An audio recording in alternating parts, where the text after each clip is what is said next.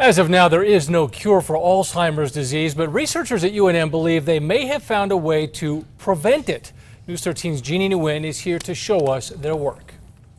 Dean, it's exciting news for people who fear developing Alzheimer's disease. UNM researchers have developed a vaccine that could protect against the disease and say it's only a matter of time before they start testing it on people. I really wanted to take this as a challenge to see if there is any way we can develop some kind of a treatment. Kiran Bhaskar has been passionate about studying Alzheimer's disease for the last decade.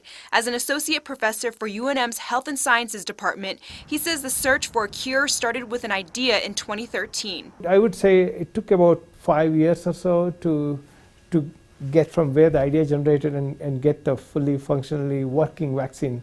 Bhaskar and his team started to test the vaccine on mice. We used a group of mice that have Alzheimer's disease and we injected them over a series of injections. PhD student Nicole Maphis says the vaccine was created to target a specific protein that's commonly found in the brain of patients with Alzheimer's. So what we chose to do was pursue a specific region of tau, as you saw, the pathological tau, the red structures that are common in Alzheimer's disease. We wanted to make a vaccine against that. The result? These antibodies have seemed to clear pathological tau. Pathological tau is one of the components of these tangles that we find in the brain of patients with Alzheimer's disease. The mice were then given a series of maze-like tests. The mice that received the vaccine performed a lot better than those that hadn't. Despite that, Maphis and Bhaskar say this isn't a complete success just yet.